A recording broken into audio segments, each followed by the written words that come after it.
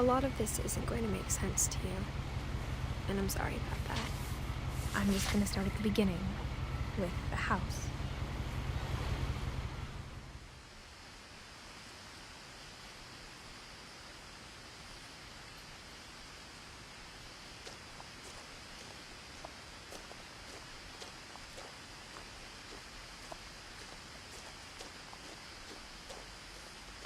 I lived here until I was 11, but I wasn't allowed inside half the rooms.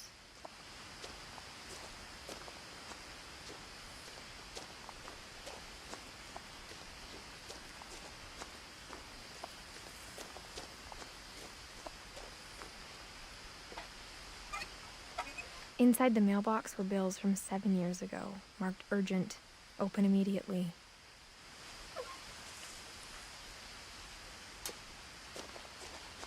I hadn't been back since my brother Lewis's funeral.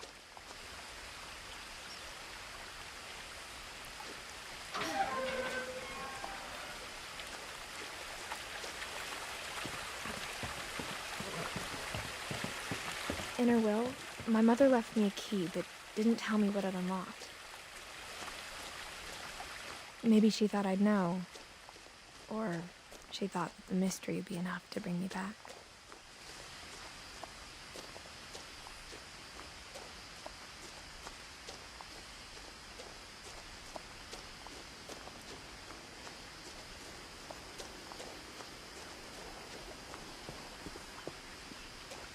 The truth is, even after I inherited the house, I never thought I'd come back to it. But now I had questions about my family that only the house knew the answers to. The woods around the house have always been uncomfortably silent, as if they're about to say something but never do.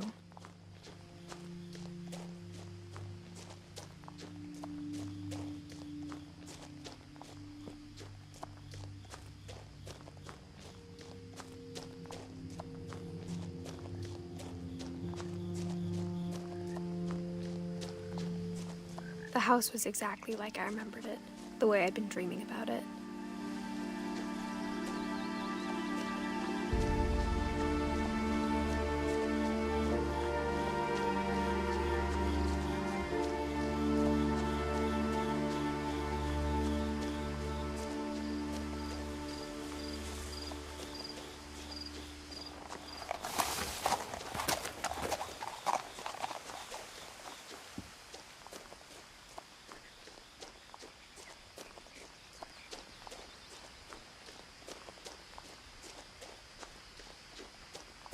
No one had driven this way in a long time, but I saw a few hoof prints.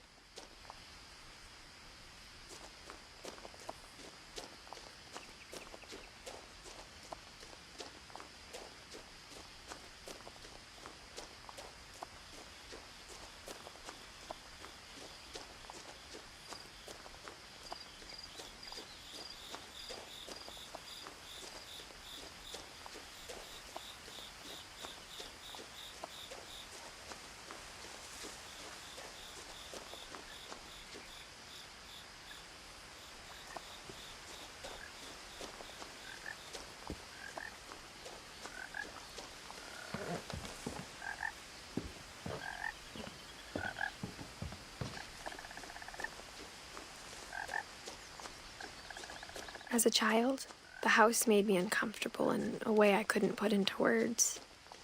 Now, as a 17-year-old, I knew exactly what those words were. I was afraid of the house.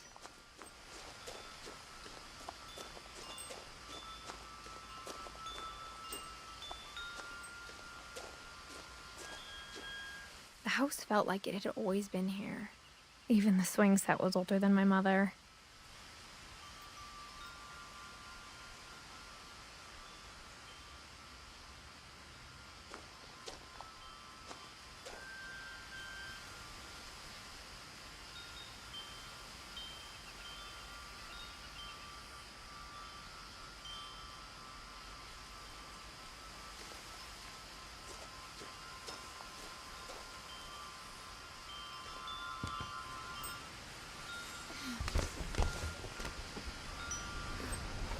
Crawling through the doggy door used to be a lot easier when I was 11. The power had been turned off the night we left.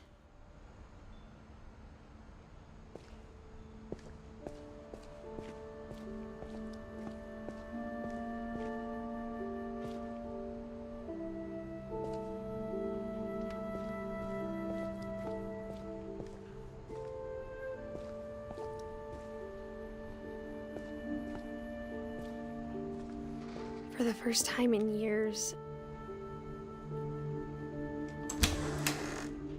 I felt like I was home.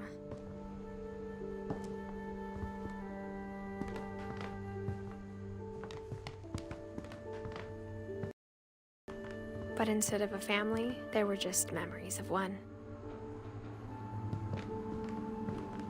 Like how only one restaurant would deliver to our house, so we had Chinese a lot. Or how after Louis started working at the cannery, we all got sick of eating salmon. Except our cat, Molly.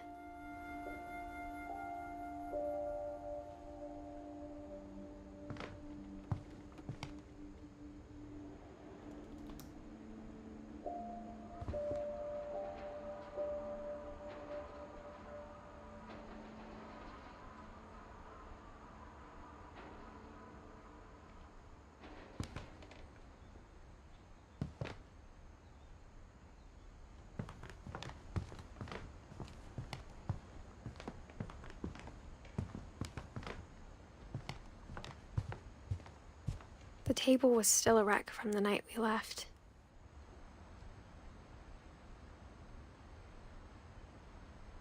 It was like a bomb had gone off, killing everyone but sparing the furniture.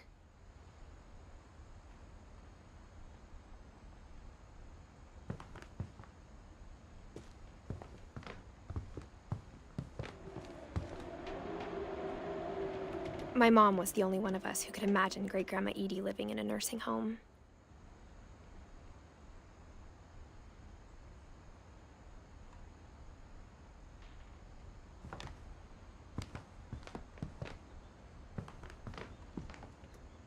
Nothing in the house looked abnormal. There was just too much of it, like a smile with too many teeth.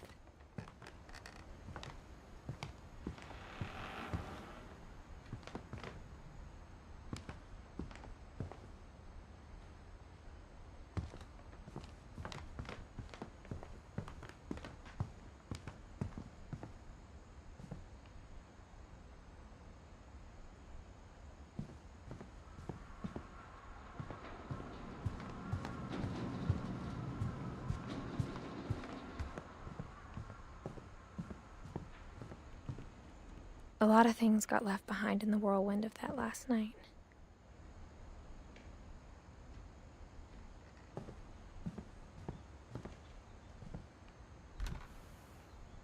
Edie told me once that every Finch who ever lived is buried somewhere in the library.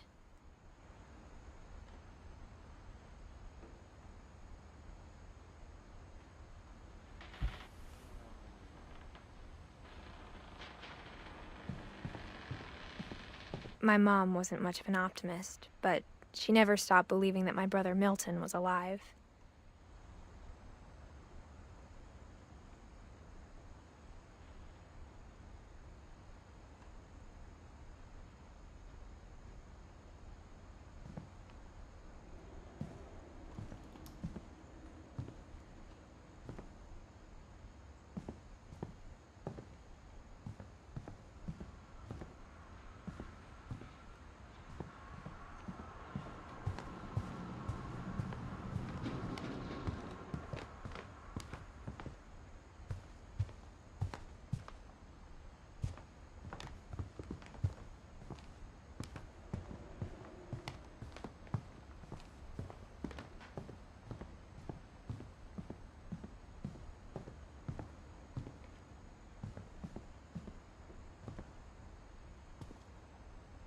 After Milton disappeared, Mom sealed up all the bedrooms. Then Edie retaliated and drilled peepholes.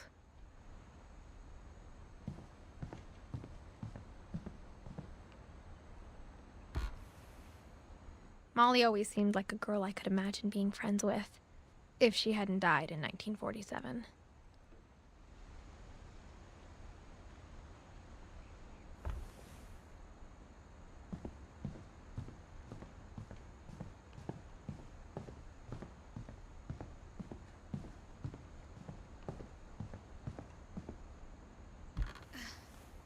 My Grandpa Sam spent 7 years sharing a room with his dead brother, Calvin.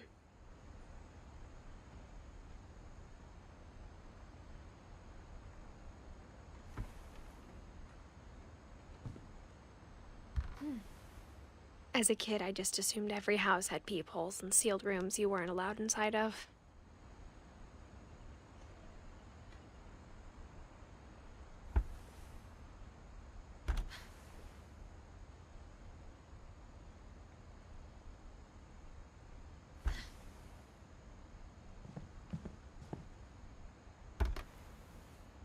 The last time I was in Edith Sr.'s room, I was 10 and she was painting my portrait.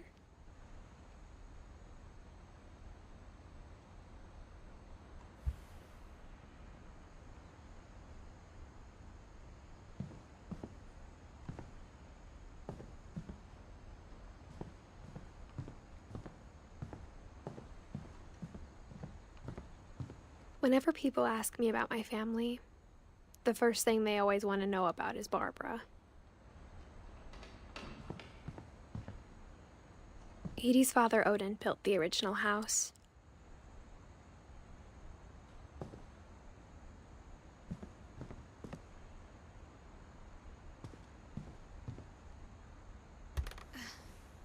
Barbara was a child star for 2 years, until America grew out of it.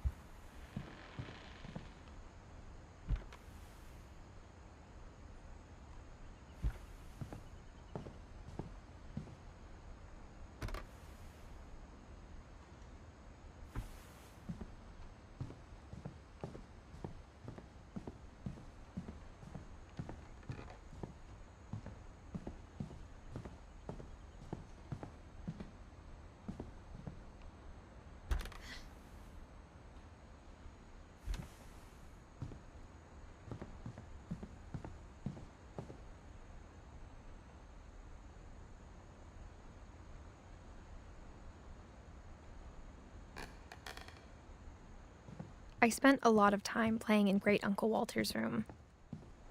I think my mom sometimes regretted not sealing it up. Lewis told me there were secret passages, but I never believed him.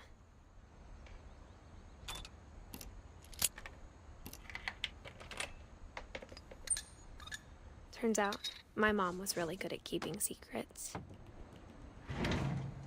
Now it was time to find out what my mom had been afraid of.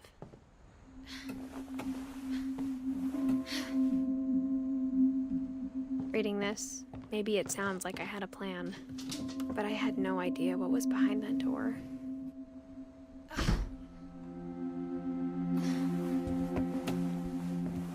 Just like I had no idea where all this was gonna lead. I I grew up looking at Molly's room through the peephole. Being inside for the first time, I felt like I'd stepped behind a painting. Molly's gerbil had a tiny bedroom with its own even tinier gerbil cage.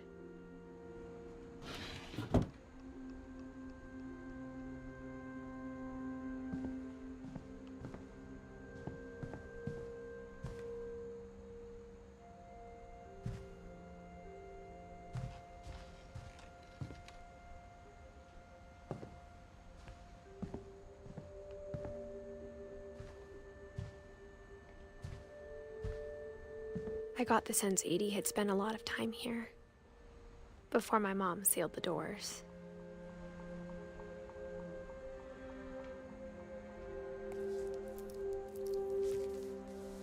December 13th, 1947. Dear Diary, I'll be gone soon, but I wanted to tell somebody about what's gonna happen. It started when Mom sent me to bed without dinner. I woke up and I was starving, so I looked around for something to eat. The gerbil food was dry, but I didn't mind it.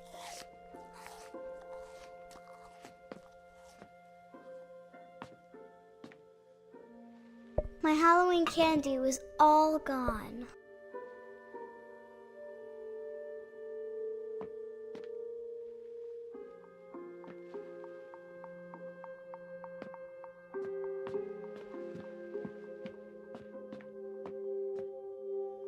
I thought about eating Christopher, but I held back.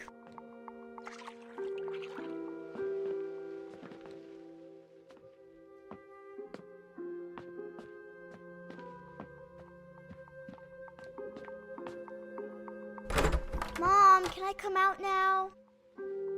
Sweetheart, it's late. Go to sleep.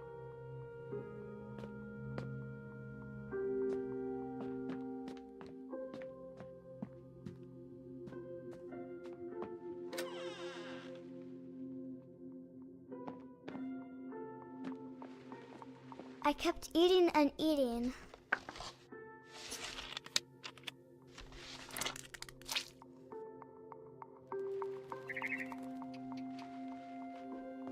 I ate a lot of things that night.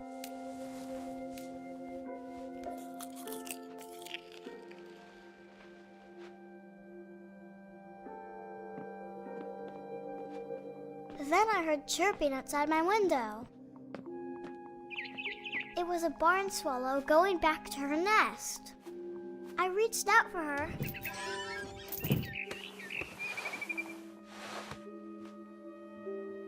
And suddenly, I was a cat.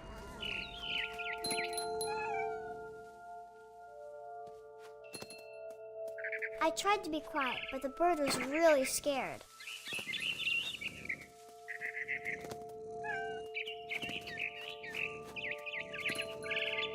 Mom and Dad didn't even look at me.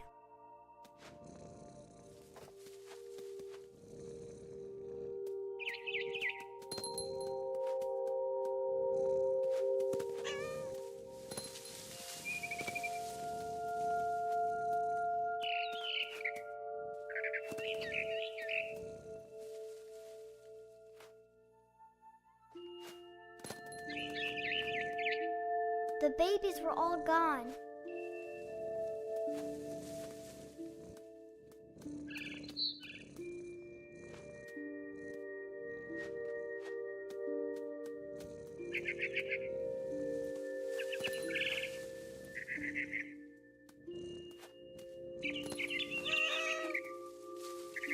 I jumped and I almost got her.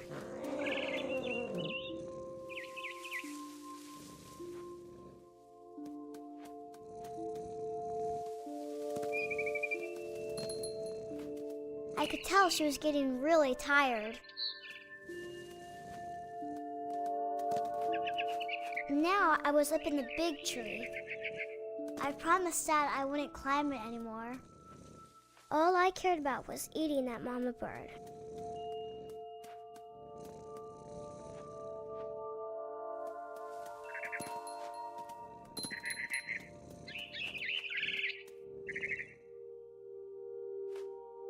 I gobbled her up.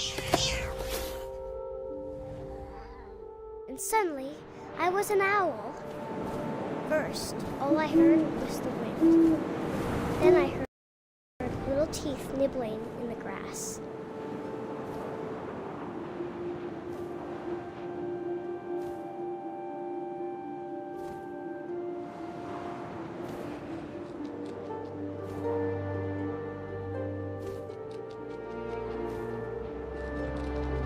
Rabbits.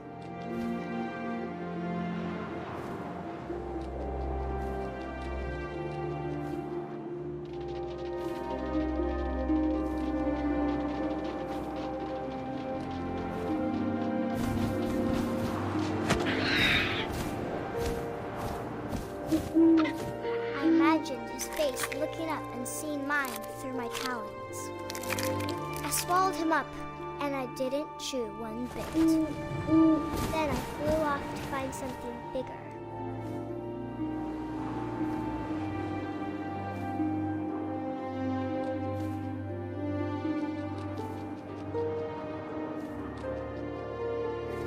A mama rabbit.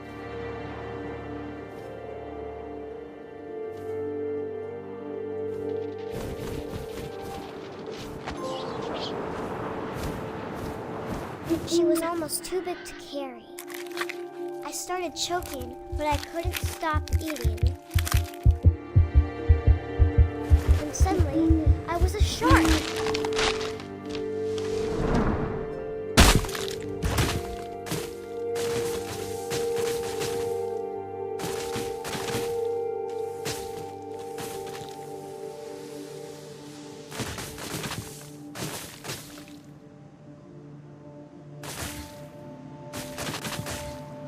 I rolled off a cliff and into the ocean. Now, I was hungrier than ever.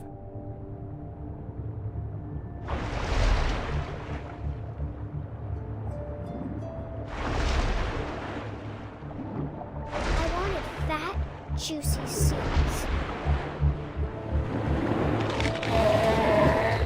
I tore off her flipper, and it tasted really good.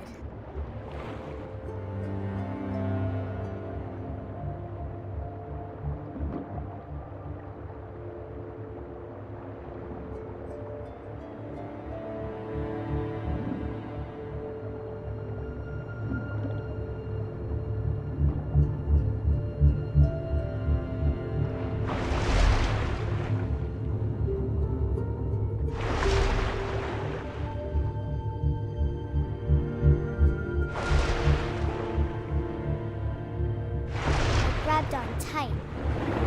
But I was so hungry, I jumped out of the water. When I opened my eyes, everything had changed.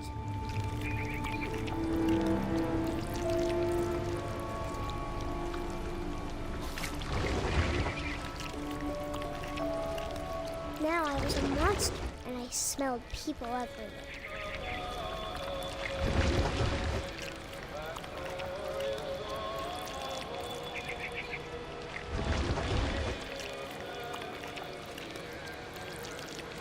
I was big, but I moved real quiet.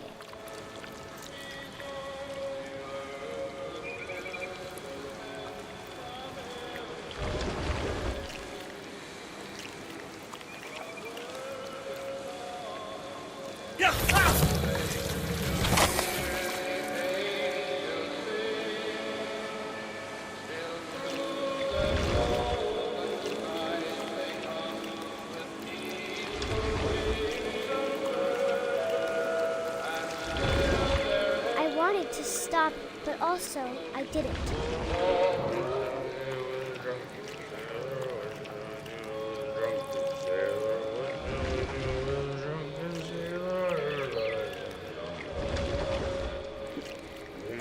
Belly with a rusty razor, his belly with a rusty razor, his belly with a rusty razor.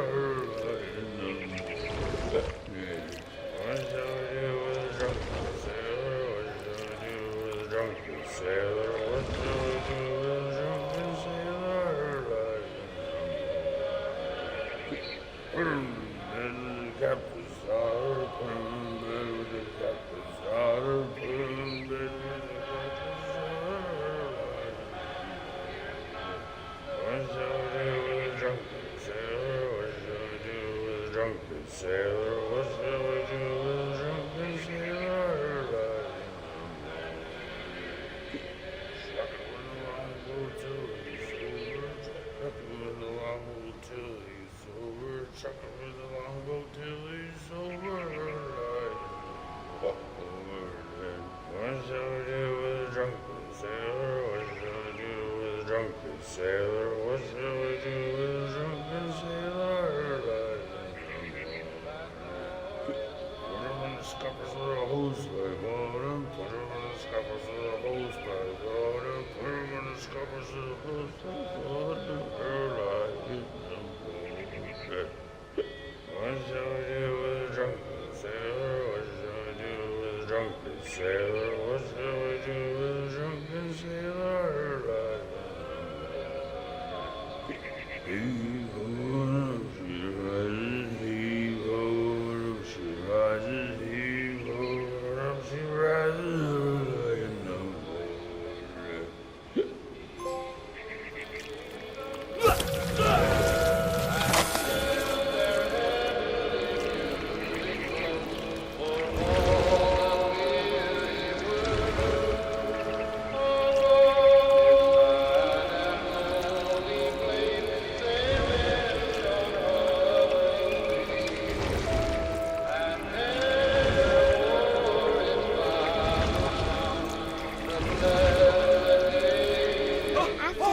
Passenger, I was still hungry. And across the water, we smelled something new. Something I had to have, so I swam towards it.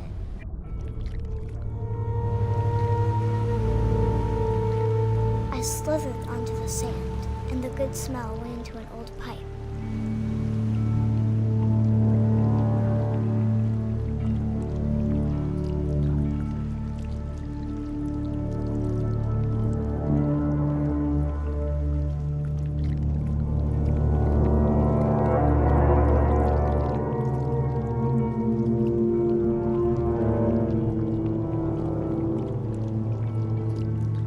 I got closer and closer.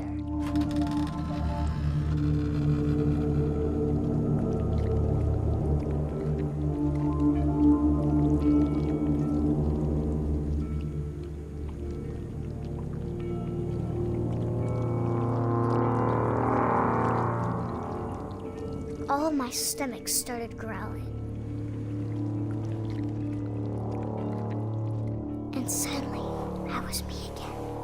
I held my breath for a long time, but I couldn't hear anything. I think it's waiting for me to fall asleep. But it's not going to wait much longer. It needs to feed, and we both know I will be delicious.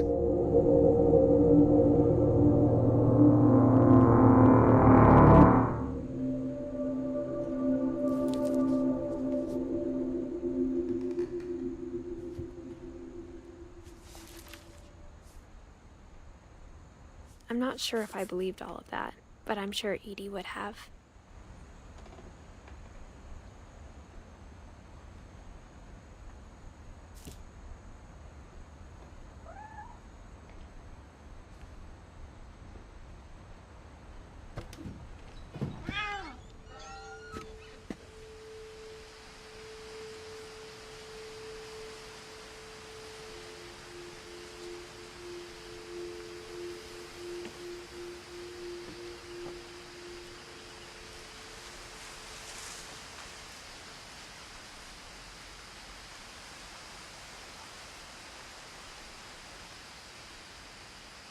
This will be obvious later, but my mom never told me any of these stories. Edie would have, but Mom didn't like bringing up the past. Though, when we adopted a stray kitten, she was the one who named it Molly.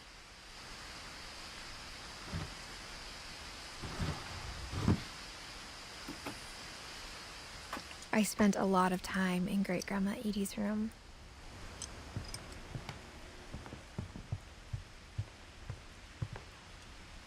Edie gave a big interview about a mole man living under the Finch house. My mom was furious. I hadn't thought of myself as Edith Jr. for a long, long time. When Edie told people Sven was killed by a dragon, she could also have said he was building a dragon-shaped slide that collapsed. She could have, but she didn't.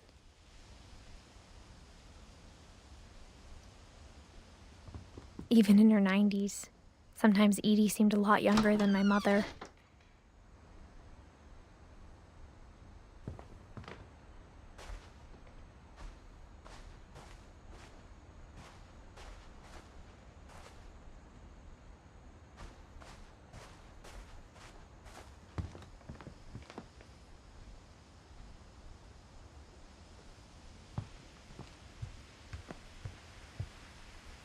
Louis died a week before we left, but Edie had already started to memorialize him.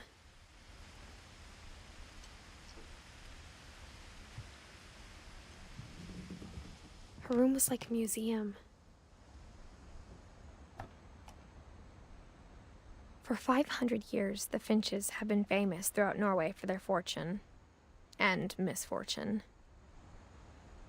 Odin Finch buries the latest victims of the family curse, his wife Ingeborg and their newborn son, Johan.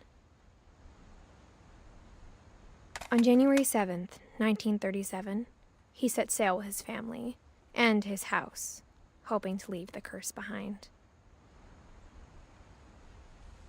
But 40-foot waves off the coast of Washington send the house and Odin to the bottom of the sea. Odin's daughter Edie, with husband Sven and baby Molly, step ashore on their new home, Orcas Island. Odin Finch is the first to be buried in the new family cemetery.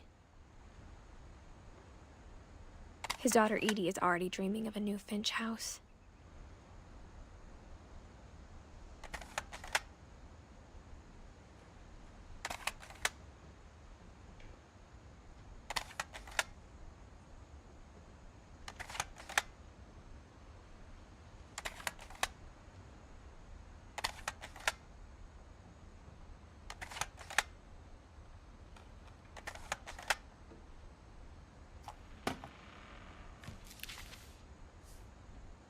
Whatever's wrong with this family, it goes back a long ways.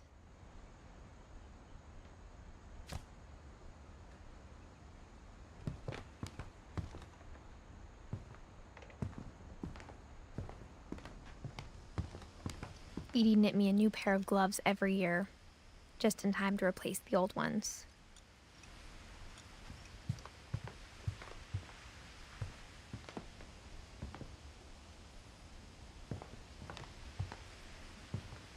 One summer, they evacuated the island, but Edie refused to go. For a few weeks, she was a celebrity.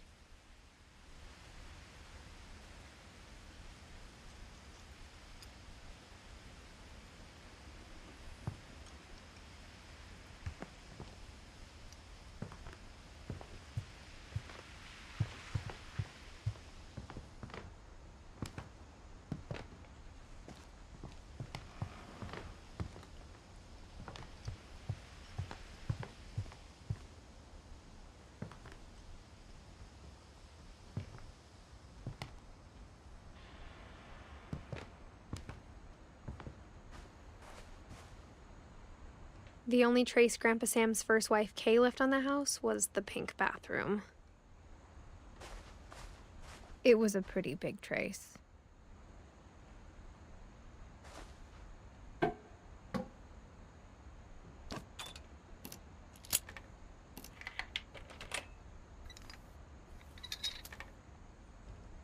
There's a secret in this bathroom.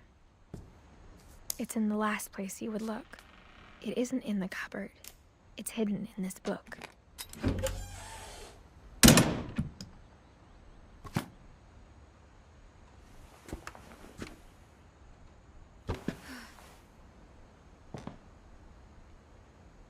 Sven gave Sam an old camera he'd refurbished.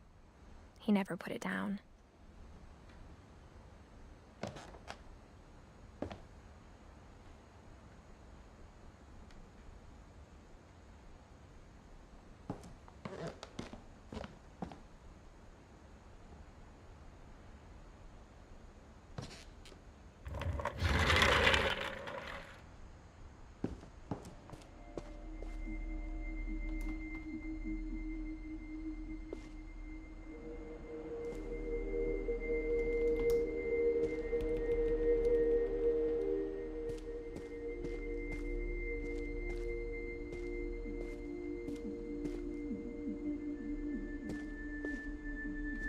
I knew Grandpa Sam had a twin, and that he never talked about him.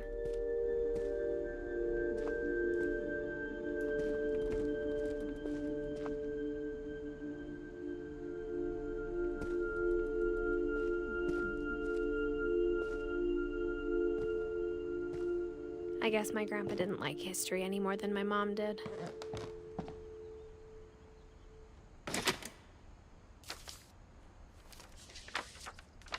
How I Want to Remember My Brother by Sam Finch. The thing I remember is that when he made up his mind, that was it.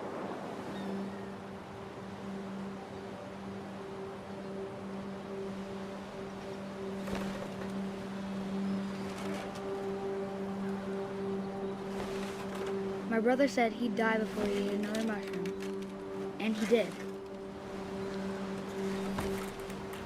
At Barbara's funeral, we swore we'd never be afraid again, and he wasn't. I think Calvin always wanted to fly. Sam! Calvin! Dinner's ready! Coming!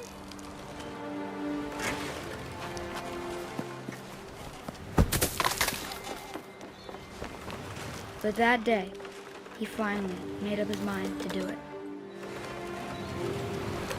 I told him going around was impossible.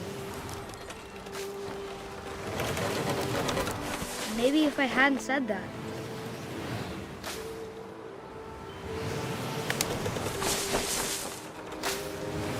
Calvin! I'm not gonna tell you again! Maybe if the wind hadn't picked up.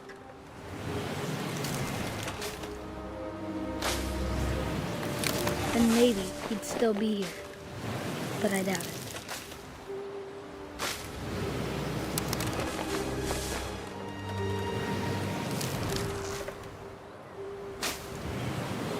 I think he'd already made up his mind.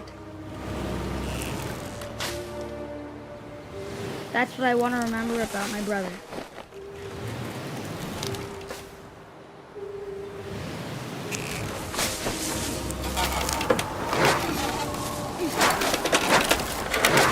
The day he made up his mind to fly. And he did.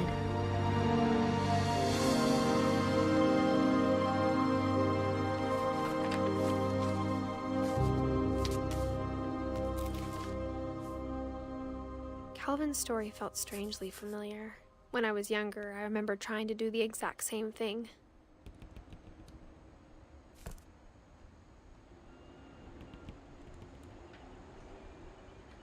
After the funeral, Edie roped off Calvin's half of the room.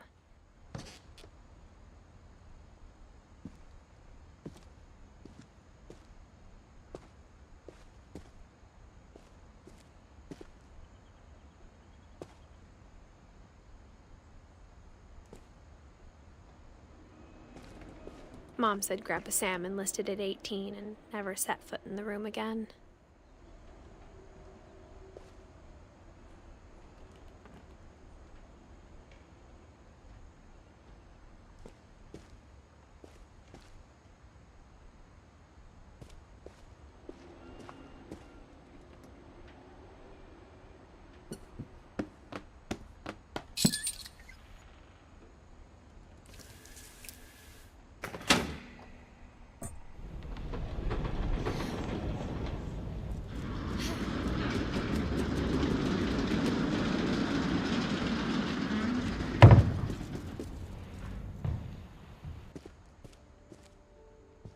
The passages were a pretty tight fit. They'd obviously been built for smaller hands and bellies.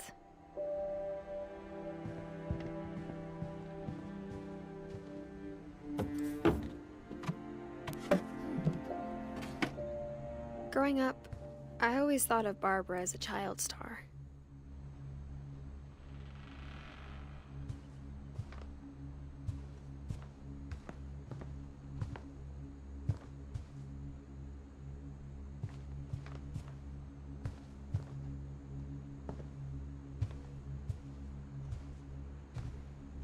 I never thought about how hard it must have been for her afterwards.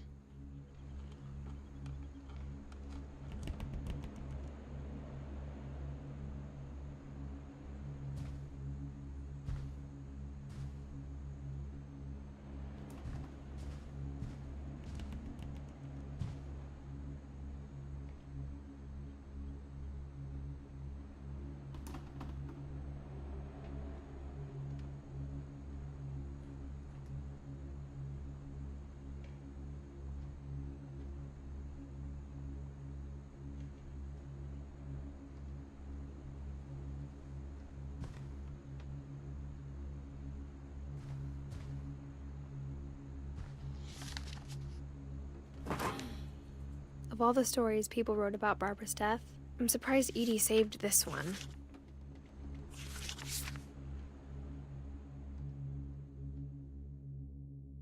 Old Jack here with another ghastly tale inspired by America's most unfortunate family.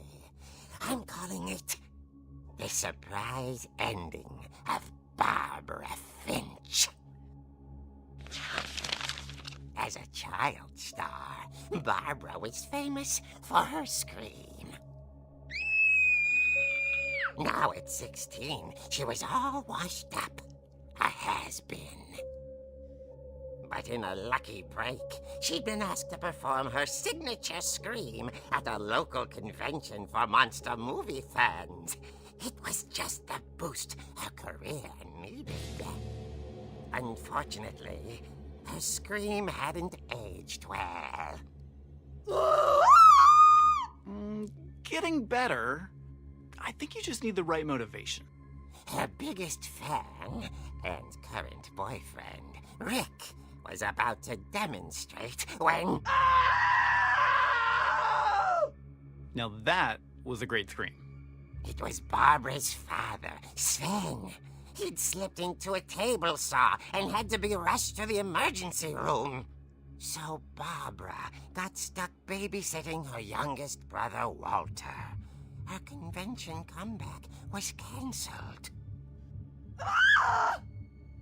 Okay, I'm hearing frustration, but I'm not hearing terror. What if I tried... A gang of hoodlums in Halloween masks have been terrorizing Orcas Island tonight. Police are urging residents to... That came from the basement. You're right! Also, I loved your delivery on that. Why is your basement door locked? Because my dad likes making puzzles and secret passages. There's a key hidden in the music box. The secret is to keep winding and winding until finally the key pops out. Thanks, babe. I'll be back in a sec. 20 minutes later, Rick hadn't returned. So Barbara went to look for him, right on cue.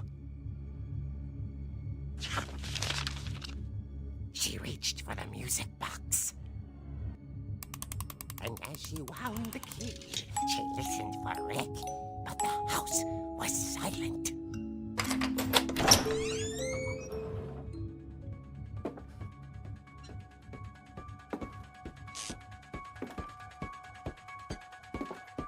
She found Rick's crutch and imagined the worst.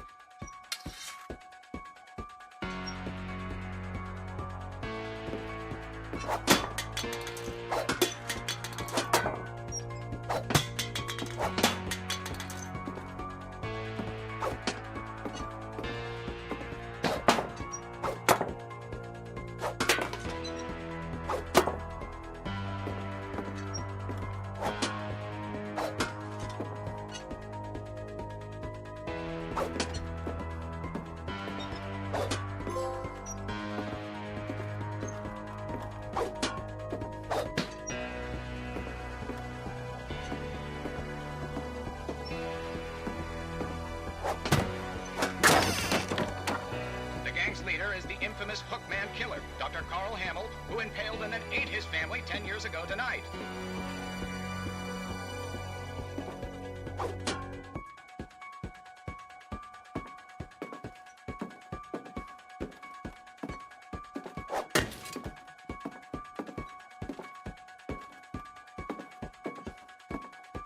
The old fridge rattled and grew still.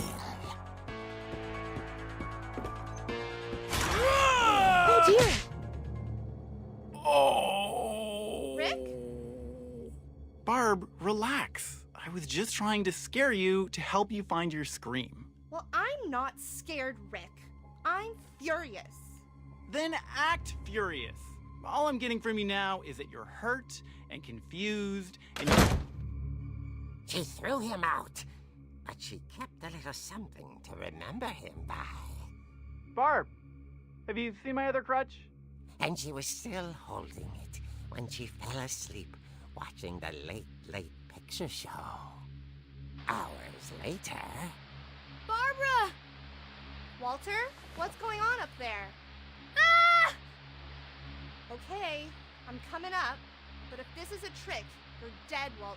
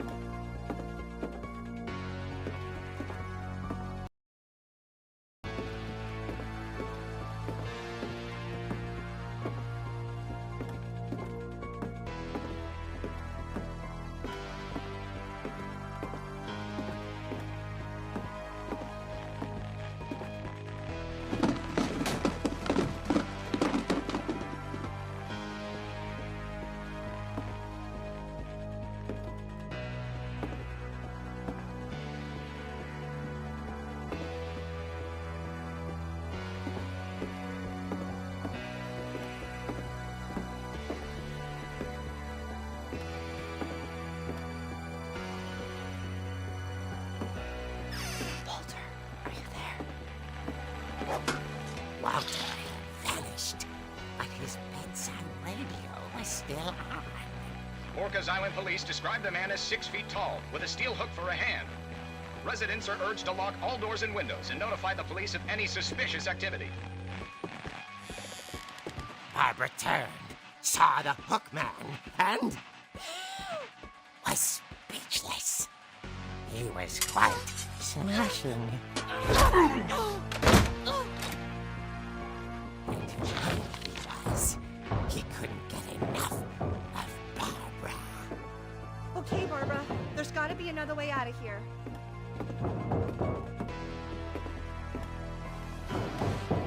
That night, she played her part beautifully.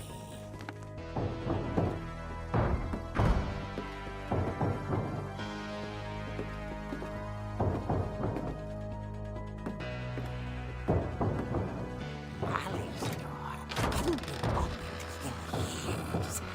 The hinges groaned.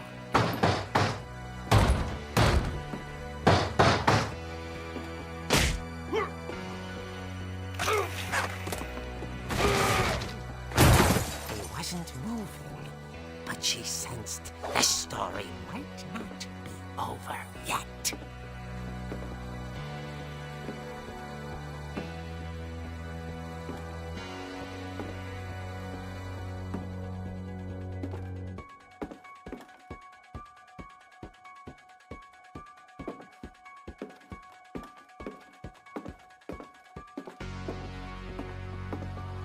The hookman had vanished. She listened for his breathing, but all she heard was...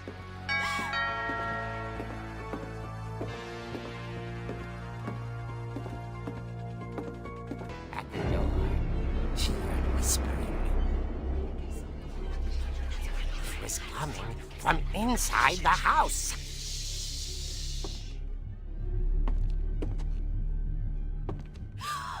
Oh dear.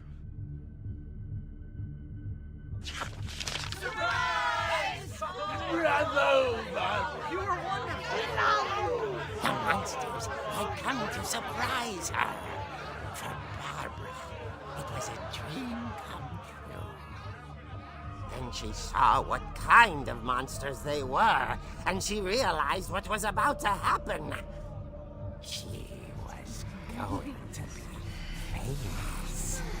And with her final breath, Barbara Finch gave the performance of her life.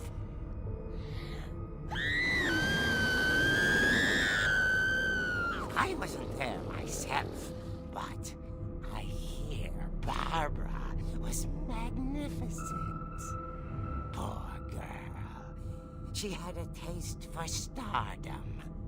But unfortunately, so did her fans. Of course, the police blamed it all on poor Rick, who disappeared the same night. And little Walter? Hiding under his bed the whole time. He took it all pretty hard, but that's another story. As for Barbara, tucked inside the music box is all they ever found of her. Her ear. Now that's what I call a real eerie tale.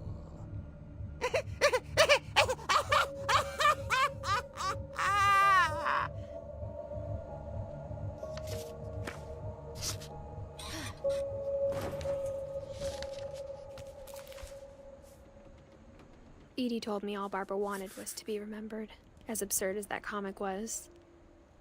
Maybe what Edie saw was a happy ending.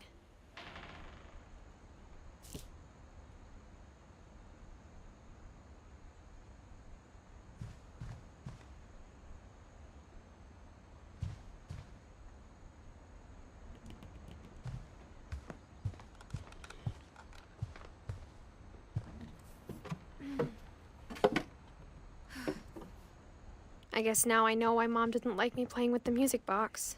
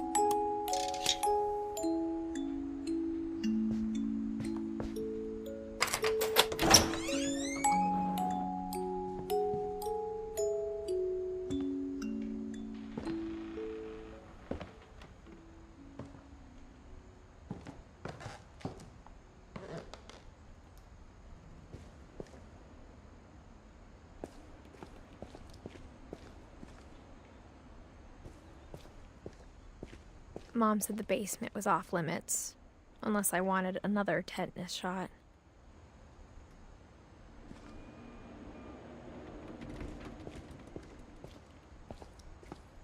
I saw Edie sneak down to the basement once, carrying packages. I thought maybe she was hiding presents.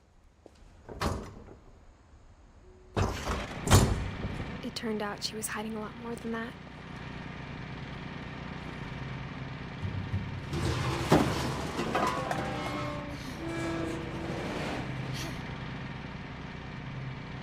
I remember asking Mom once about where Walter had gone. She said after Barbara died, he got as far away as he could.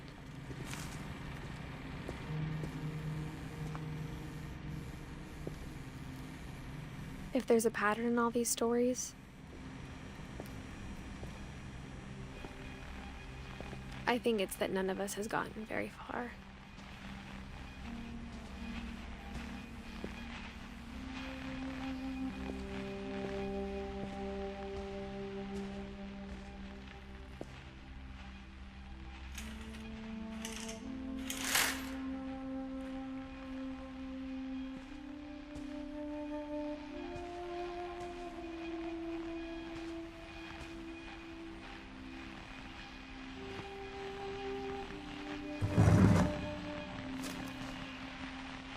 Goodbye, everyone.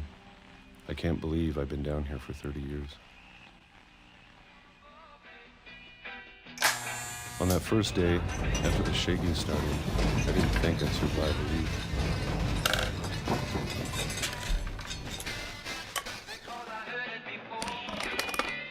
But after a few days, I settled into a routine. That's what kept me sane. Having a schedule, living for today. I always expected to be dead tomorrow. But if you wait long enough, you get used to anything.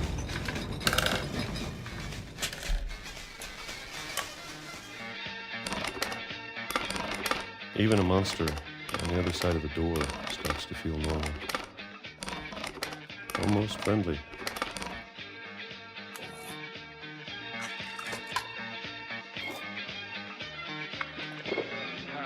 And then one day, everything just stopped. Whatever that thing was, it was gone. Maybe it got tired of waiting. Or maybe I just got tired of being afraid.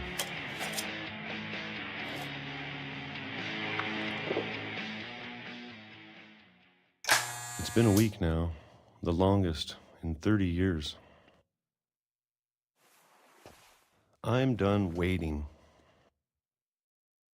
I have to leave while I still can.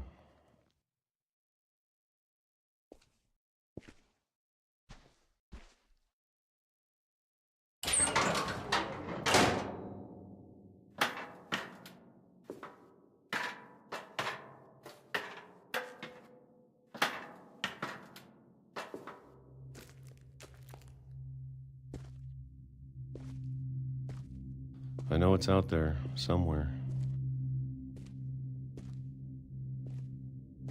Whatever killed Barbara and Molly and Calvin.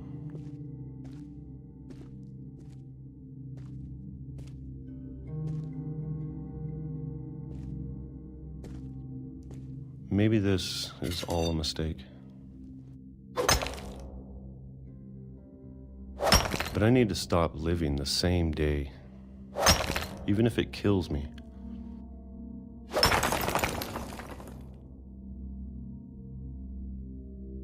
Whatever's out there, I want you to know I'm ready for it.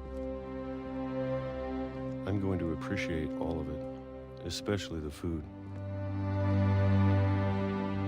I don't mind if I only have a year left,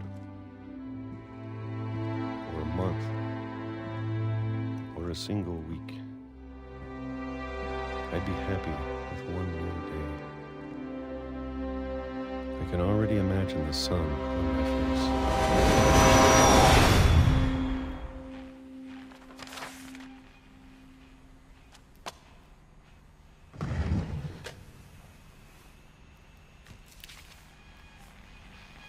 Walter died when I was 6.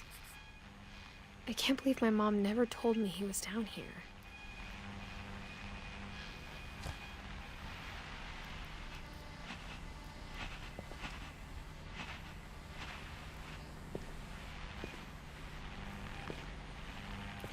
I'm sure my mom was trying to protect me.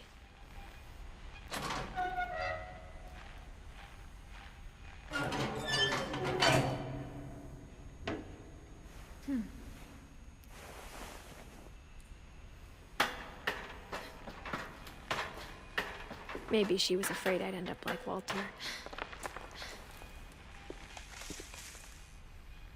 But if she never told me about an uncle under the house, I can only imagine what else she was hiding. I don't want to make the same mistakes she made. Trying to bury something that's still alive.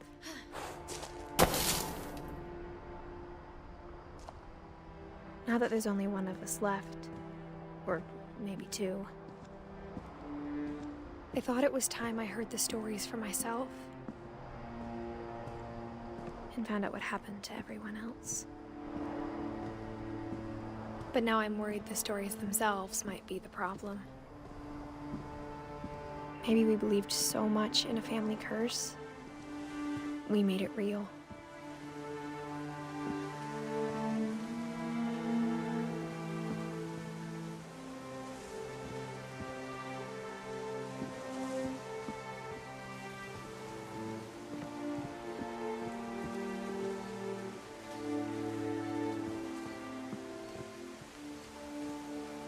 I don't know if I should even be writing this.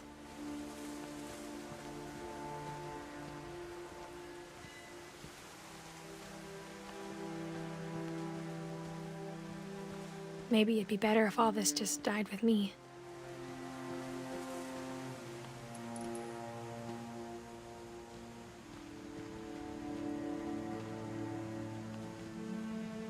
But I thought you should know about your family.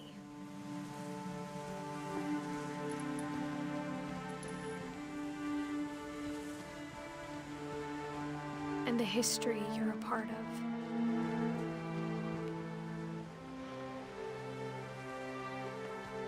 Though to be honest, I feel as lost as you probably do right now.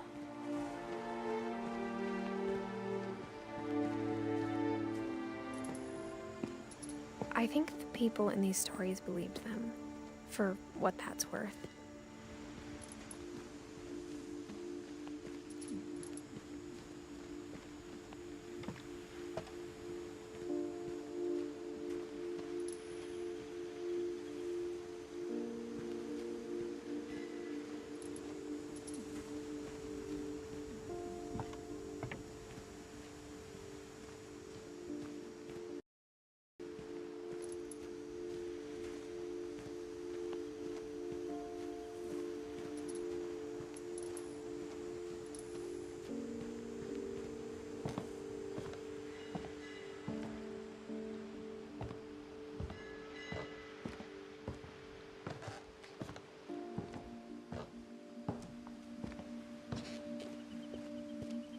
And when you look at the house, that history of imagination and stubbornness and madness, any of it seems possible.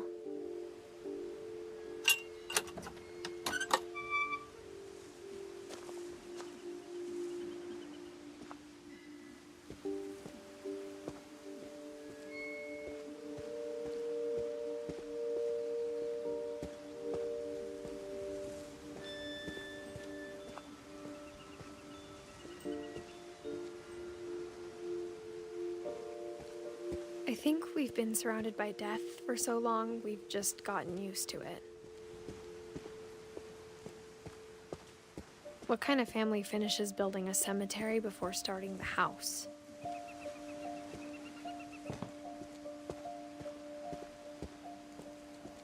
It's embarrassing for me to admit this, but the pet cemetery made me more uncomfortable than the human one. 3 of the gerbils are mine, and 2 had been my fault.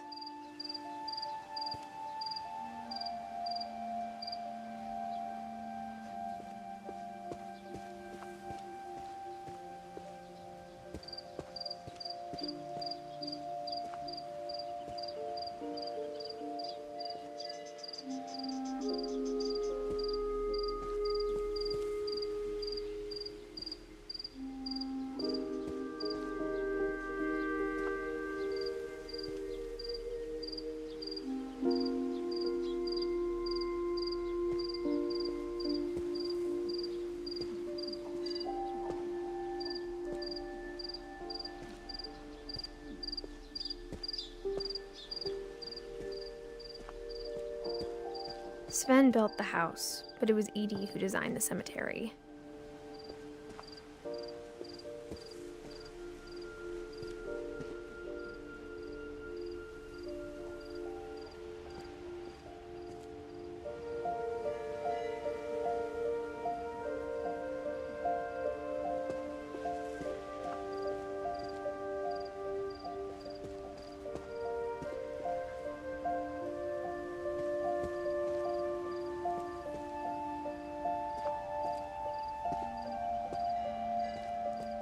I'm sure Odin's monument had been Edie's idea. My mom was always trying to move on, but for Edie, the past never went away.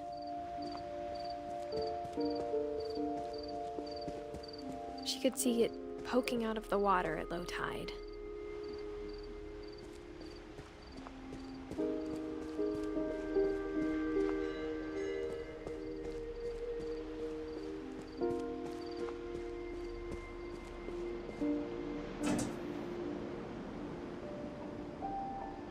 Edie said she dreamed about the old house every night.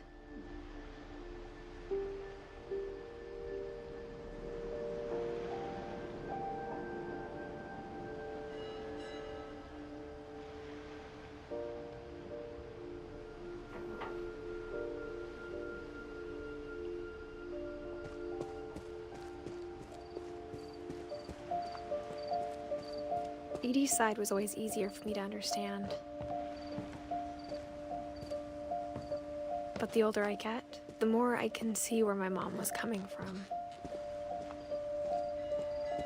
Her dad had been pretty strict, but it wasn't enough to save her brothers. She was just trying to do better.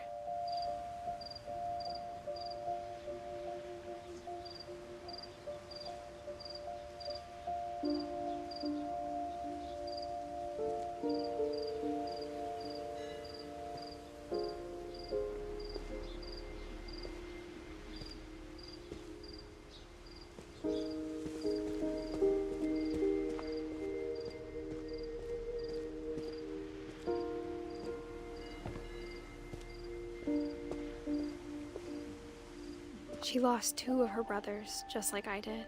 I get why she tried so hard to protect us. We never found Milton's body, so my mom insisted we were putting up a monument, not a tombstone.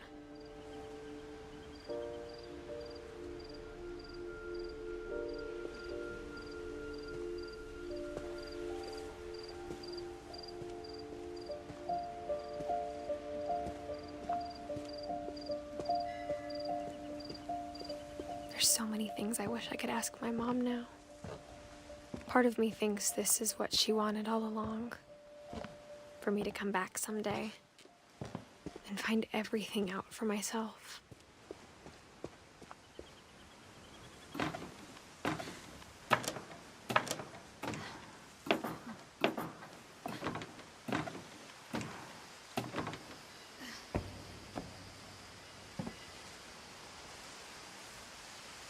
But looking back on it now, if she told me there was going to be so much climbing, I never would have come when I was 22 weeks pregnant.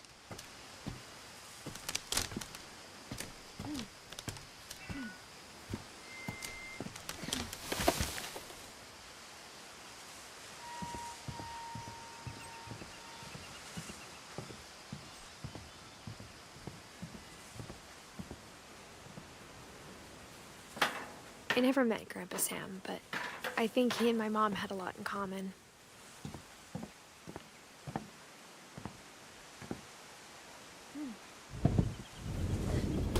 They were both pretty intense.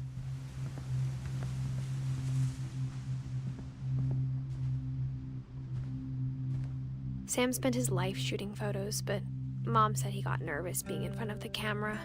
I guess we're all afraid of something.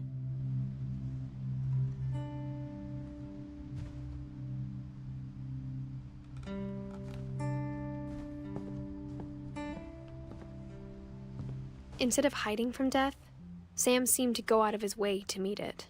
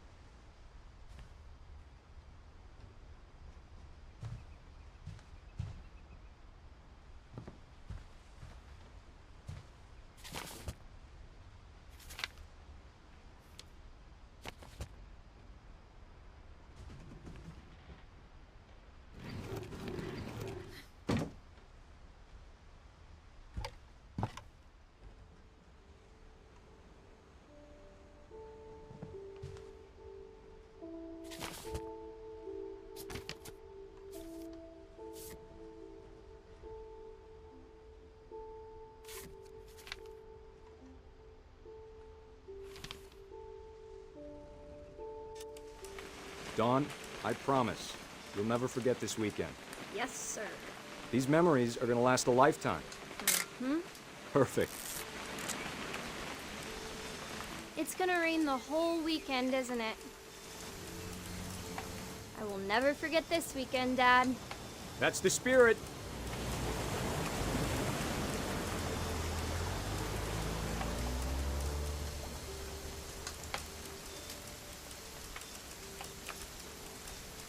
Please just take the damn picture. Hey, language. Smile, Dawn. Okay, got it. I'm gonna take some pictures, okay? Just be careful. That camera's older than you are.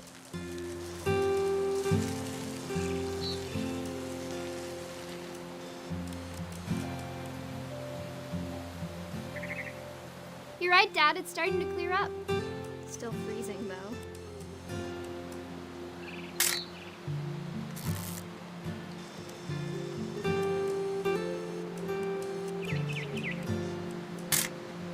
Aw.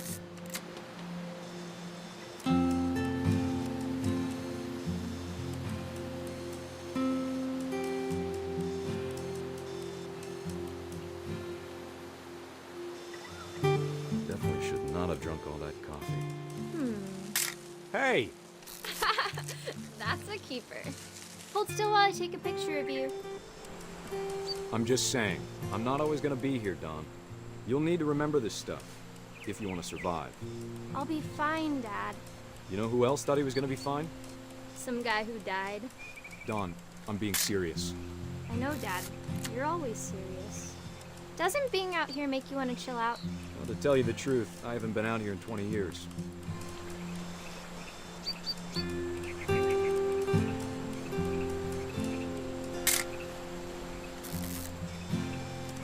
Last time I was with my brother Calvin. Man, that was a great trip. Dad! Good eyes, Dawn.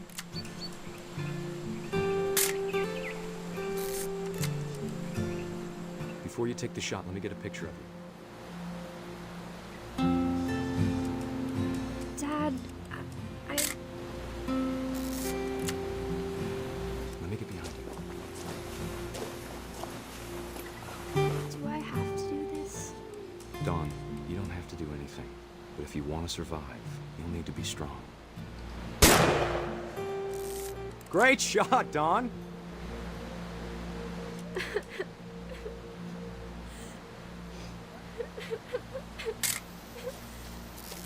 I'm proud of you, Dawn. Always remember that, okay? Dad, it's twitching. I think That's it's totally so... normal, Dawn. Just focus on the camera. Try not to think about— Dad!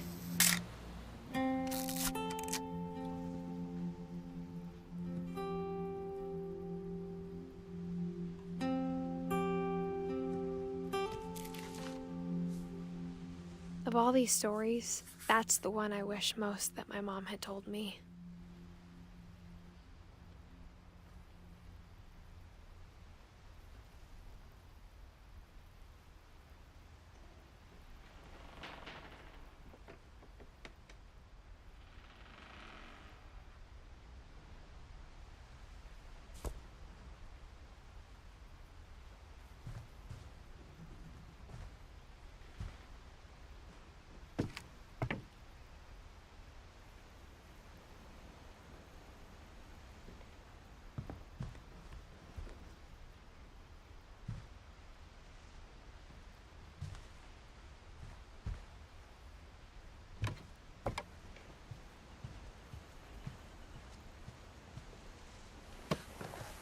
After Sam died, my mom and Edie got really close.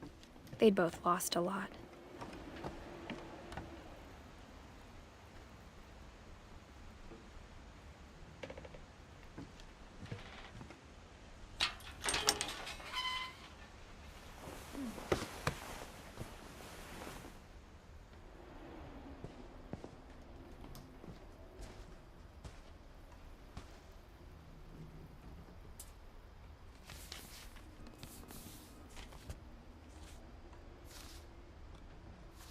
Dear Kay, do you remember the way Gregory used to laugh when he thought he was alone? Like something funny was happening, but only he could see it. I think he saw things the rest of us don't.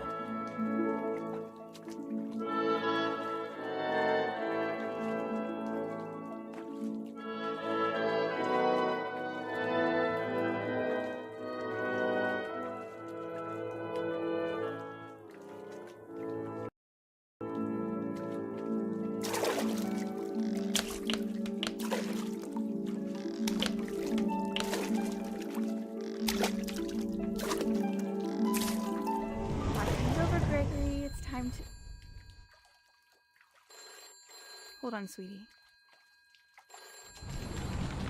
Hello? Sam, I told you I don't want to talk right now. I wonder what he saw.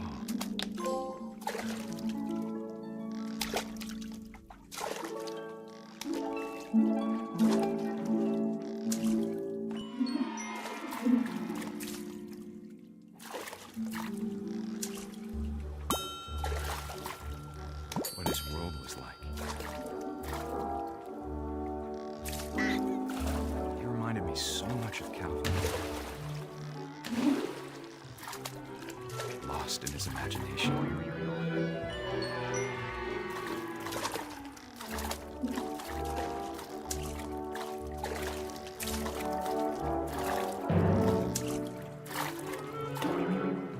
I know how silly it sounds.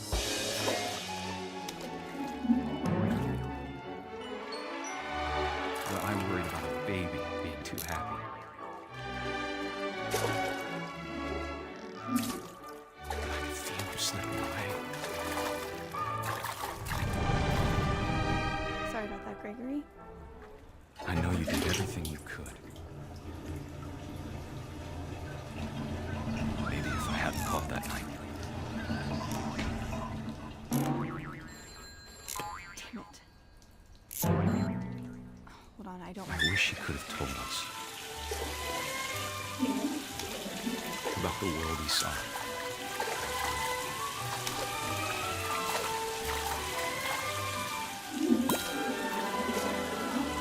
There's so much I don't understand about Gregory, about everything.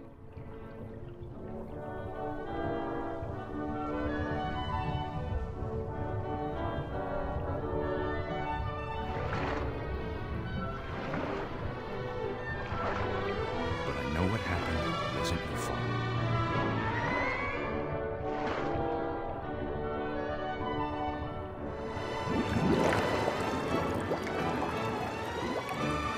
I'm sure he's happy.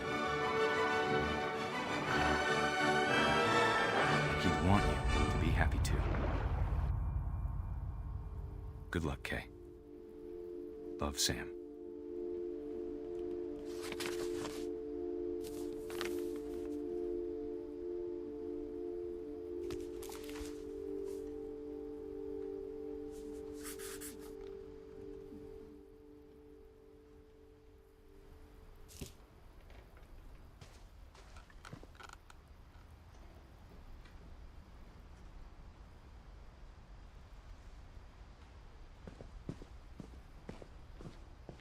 I can't imagine my mom ever writing poetry, and yet...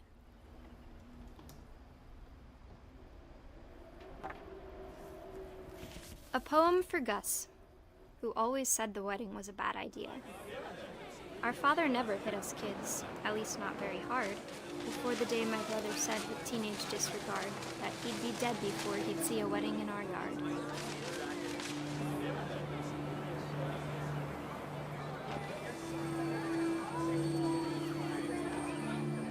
My father made him come, of course, but Gus stood far apart, just flew his kite and bottled up the storm inside his heart.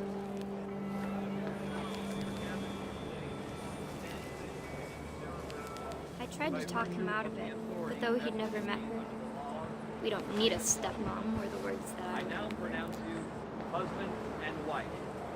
You may kiss the bride.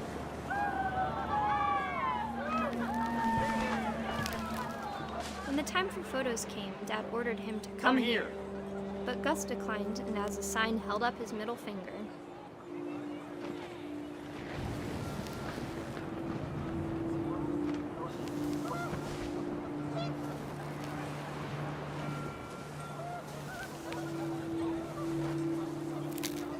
The wind picked up, and panicked geese appeared and quickly went. But all the humans did that day was go inside the tent.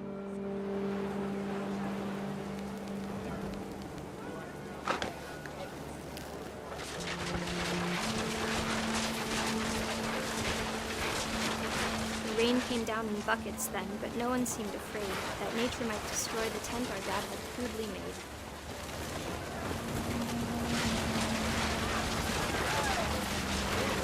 thunder sounded much too close and full of angry power. But all my father said to this was, "Make the music louder."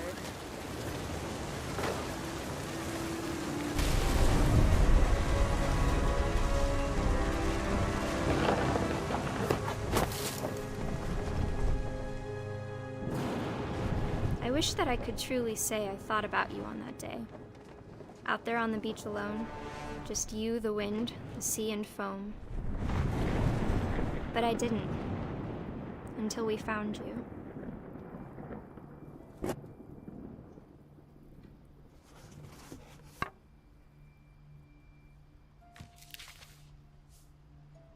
She never talked about him, but Mom told me once if I was a boy, they were going to name me Gus.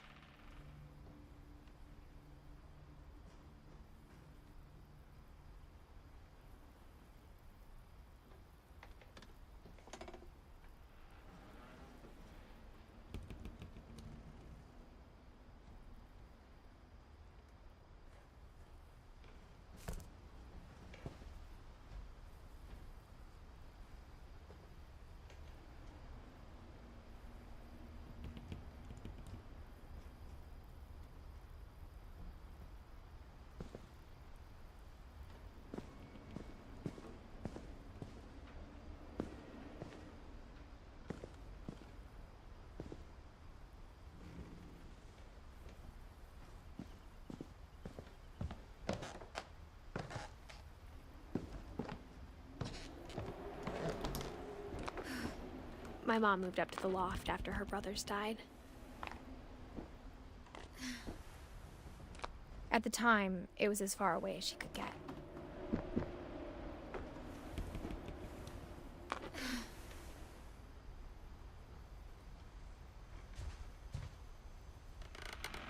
Religion was another thing my mom never talked about, but I think it helped her a lot after her dad died. She spent a summer building houses in Calcutta, where she met my dad, Sanjay.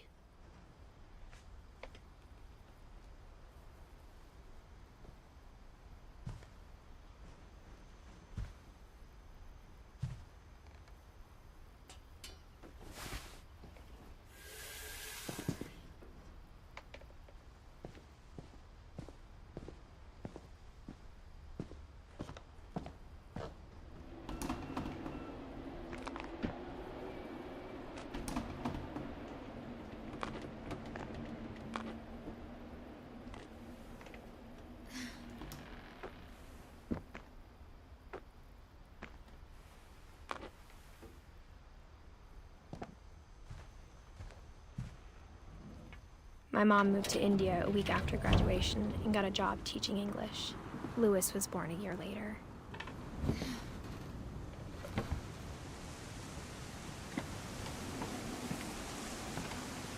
When my dad died, I don't think Mom knew where else to go. I'm sure Edie was happy to have her back.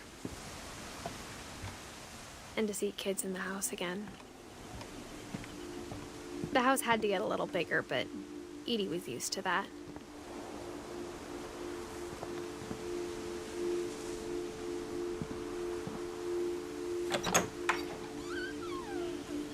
And for a while, things were good.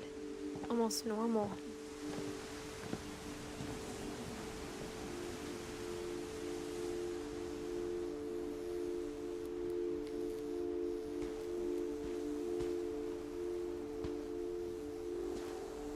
But it didn't last.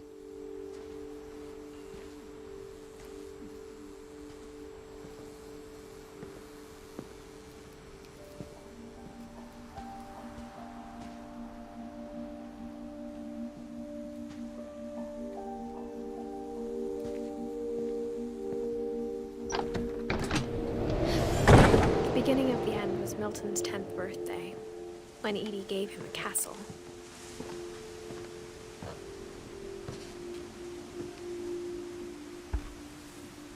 After Milton disappeared, the only thing he left behind was a room full of paintings.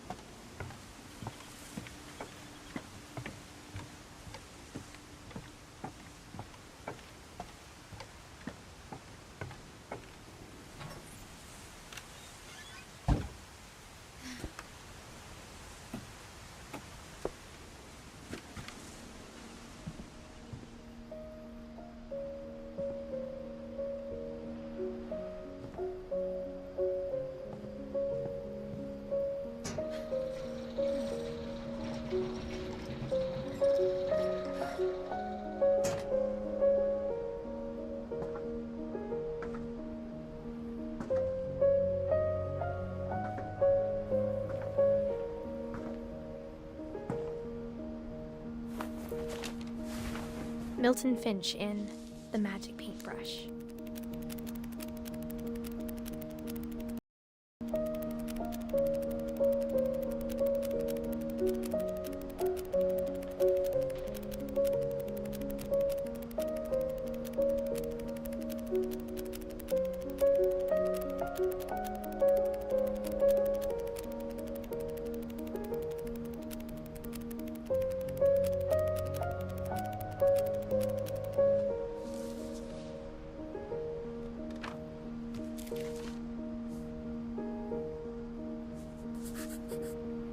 I was 4 when Milton disappeared.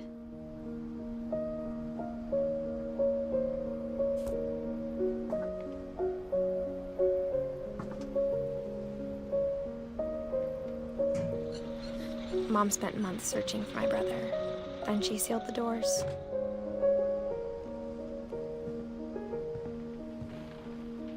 Whatever Milton had found in the house, Mom didn't want it getting out.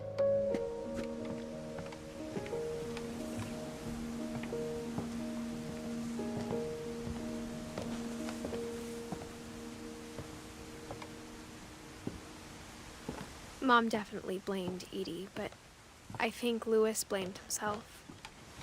After he graduated, he just spent more and more time in his room, until Mom got him a job at the cannery. Everyone always told me to stay out of Lewis's room, except Lewis.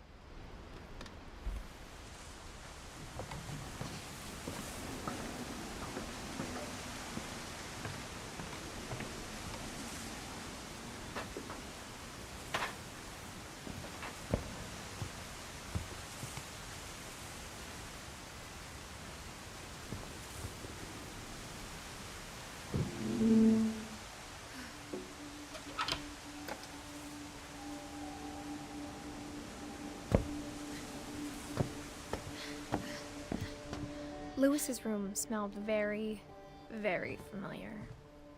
That part. Lewis and I spent a lot of time playing games together, but he was surprisingly bad at them. He died a lot.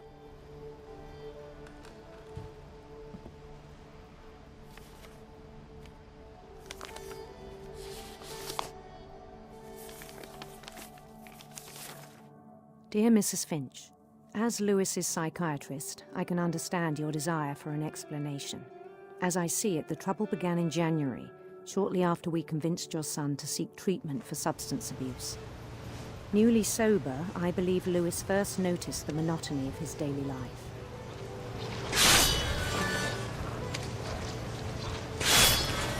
He kept working at the cannery, but he withdrew part of himself. In our sessions, I saw the same behavior. His mind began to wander. I asked him to describe it. He said he started small, imagining a labyrinth. He'd feel his way about. Then something moved. Bats and toads. And things that have not names. He knew it was all in his head.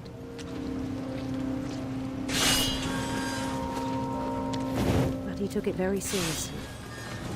I had hoped he'd find himself.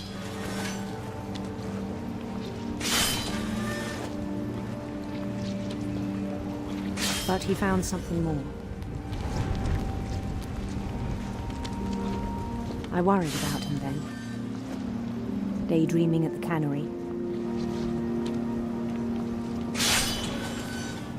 I spoke with his boss, but he said Lewis had become a model employee. Methodical, tireless, focused. Like a whole new Lewis. So I let him go on.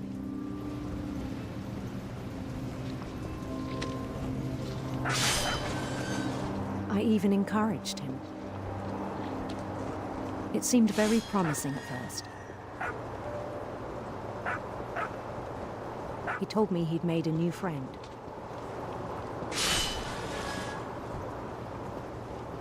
on the edge of a city he named Lewis-topia. He built the city up slowly, brick by brick. Then he made musicians.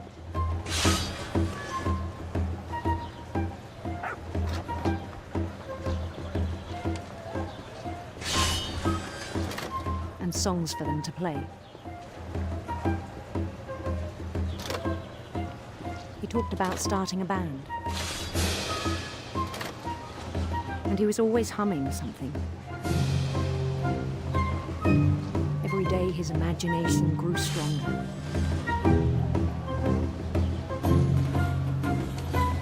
He no longer spoke at the cannery. But his chopping was as reliable as ever.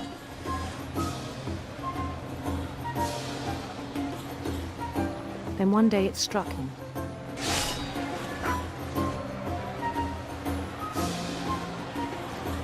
That all the cheering crowds, even the stones under his feet,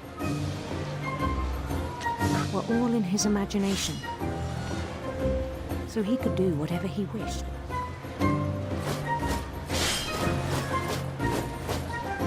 He held an election for mayor. And he won. They begged him to stay, but his mind was already wandering. It became a game for him.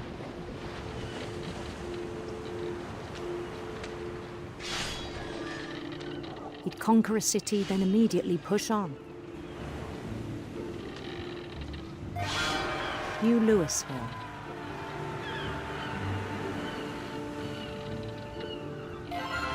St. Louis. He started drifting away from our reality.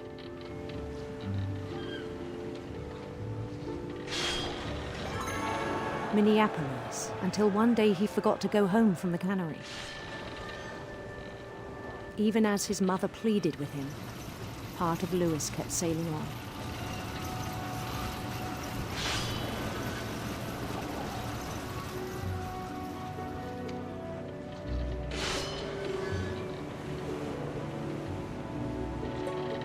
In Lewisburg, he heard rumors of a handsome queen.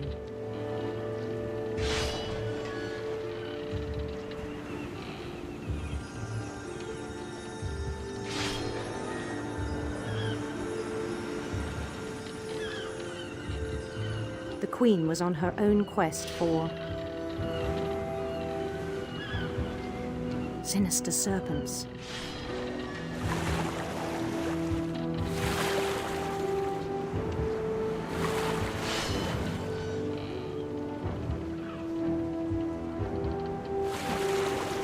He followed the sound of her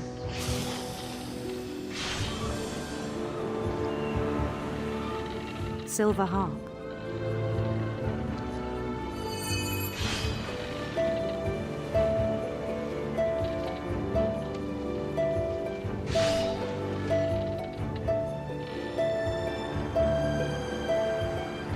His chase led him to a golden palace east of the sun and west of the moon.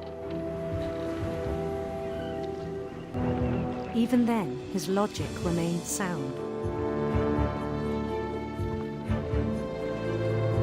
He knew the world was all in his imagination.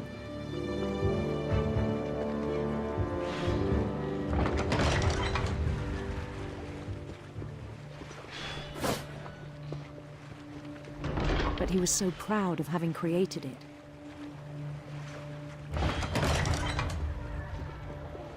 In his own eyes, he'd become something greater than a king.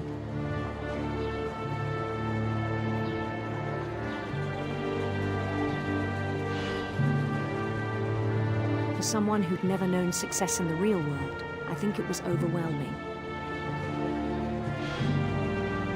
And then it struck him that the real Louis was not the one chopping salmon, but the one climbing the steps of a golden palace.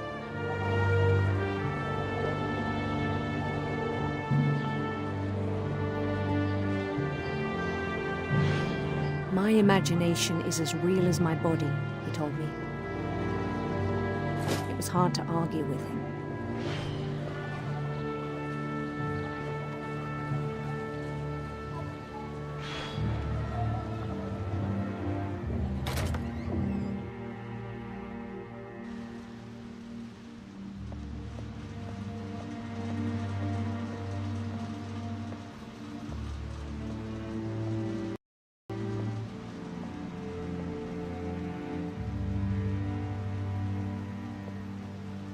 Began to forget the world we know.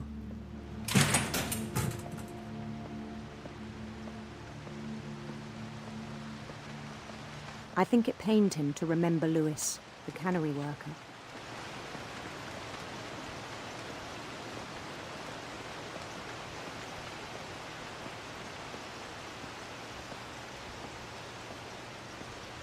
He began to despise the man with a royal contempt.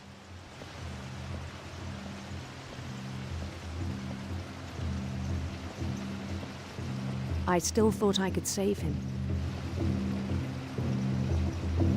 Even after he said he was being crowned king over all the lands of wonder.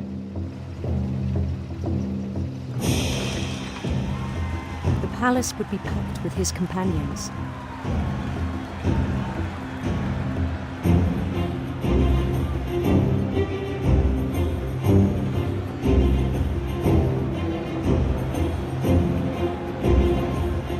Including the wise Calico who'd insisted on inviting him.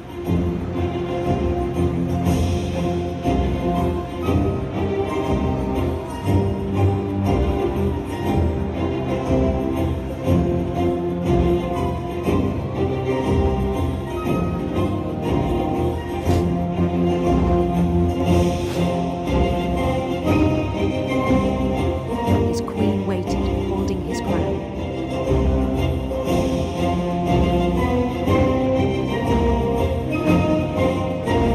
There was only one thing left to do.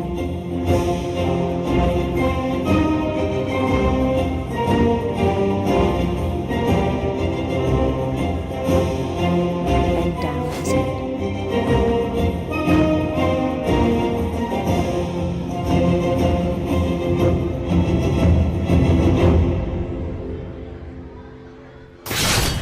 And the rest I think you know. Mrs. Finch, your son was a kind man who will be missed by all of us who knew him.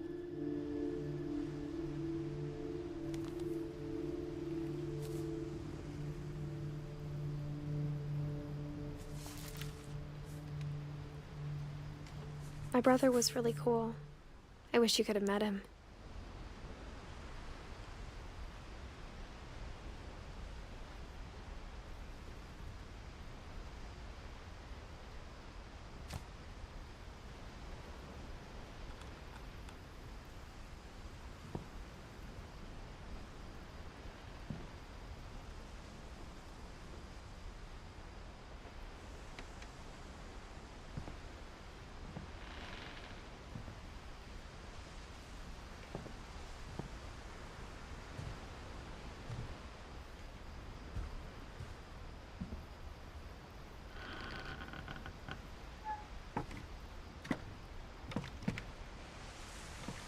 On the way back from Lewis's funeral, my mom told me to start packing. She waited until the day before we left to tell Edie. I'm not sure if she wanted to make it easier or harder.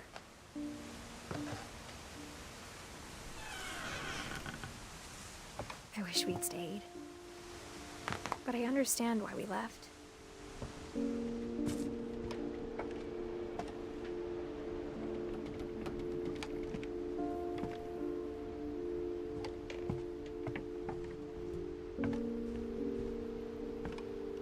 My mom ended up leaving everything behind.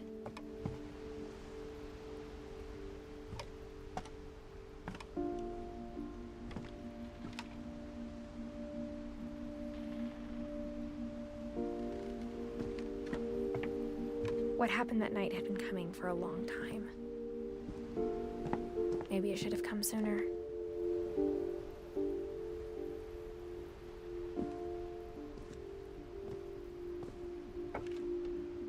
But it had to end one way or another. All that's left now is to tell you about that last night.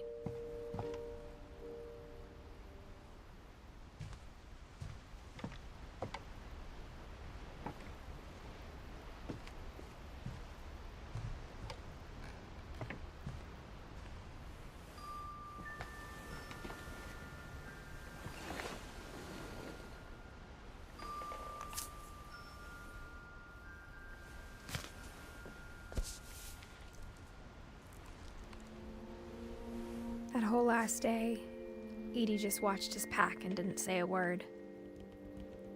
Until supper, when she raised her glass and said, "To our final night together, and all our final nights apart." Grandma, you know what I said about alcohol. Some of your medications are very Edith, specific. I left a present for you in the hallway. Why don't you go open it? The grown-ups have to argue now. I'm sorry, you're right. We're all leaving tomorrow. Let's just enjoy our last... I'm not leaving. Edith, you're excused.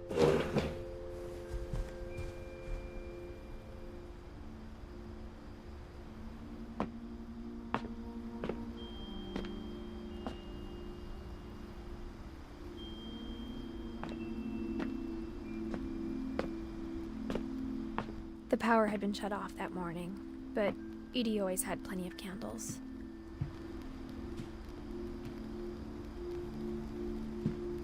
When my mom sealed the library, I don't think she knew about the other entrance.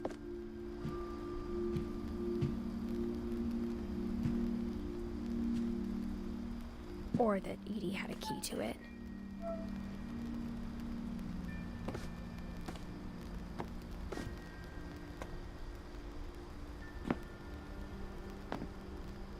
That thing you're afraid of isn't going to end when you leave the house.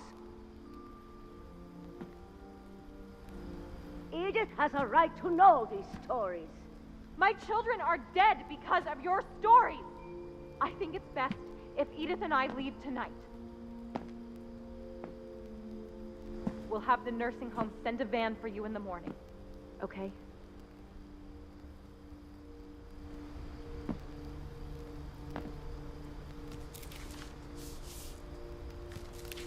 Dear Edith, there's so many stories I wish I could tell you, but there's only time for one. This is about what happened on the night you were born. That night, the tide went way, way out. It was the first and last time I ever saw the old house aground. There'd been an earthquake out in the middle of the ocean. They called it the lowest tide in 1,000 years. God, it smelled awful.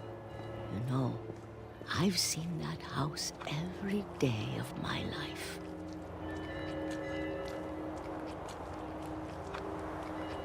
But I never thought I'd go back to it. When the fog rolled in, I lost my way.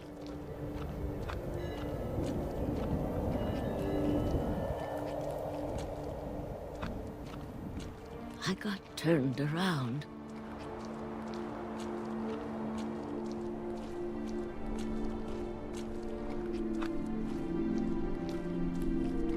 For a while, I wandered.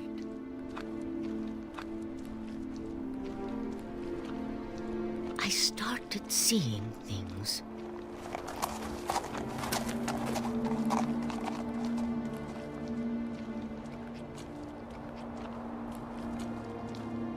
Things I'd forgotten had ever existed.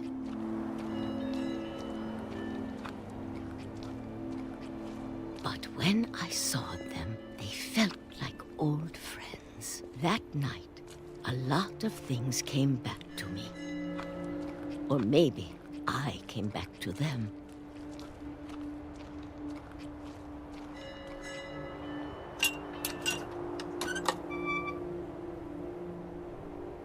Things I can't explain, but that I need you to try and... Edith, what are you doing in here? It's mine. Edith! Mom, you're gonna rip it. Let go! I kicked and screamed, but Mom dragged me to the car.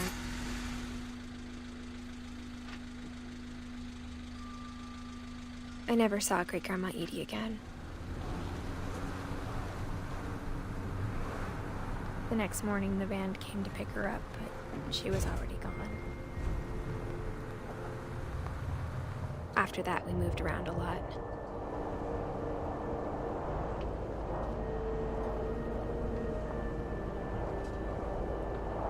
We both tried to make the best of it.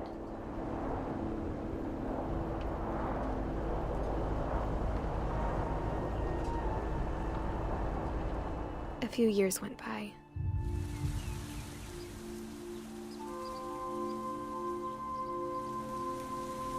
My mom didn't like to talk about it, but she started getting sick a lot.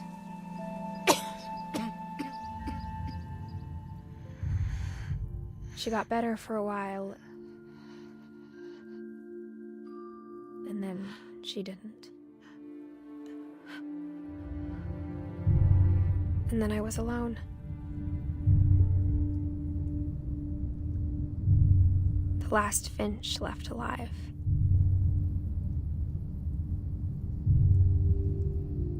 Until I found out about you.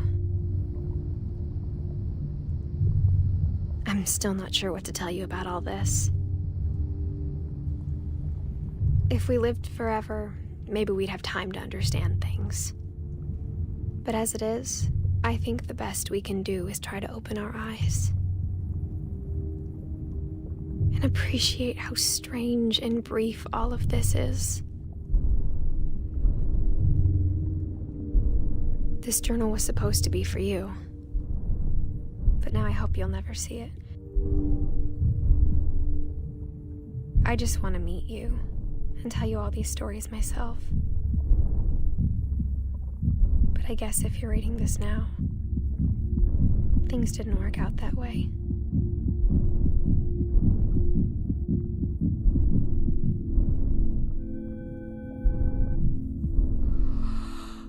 This is where your story begins. I'm sorry I won't be there to see it. It's a lot to ask, but I don't want you to be sad that I'm gone. I want you to be amazed that any of us ever had a chance to be here at all. Good luck.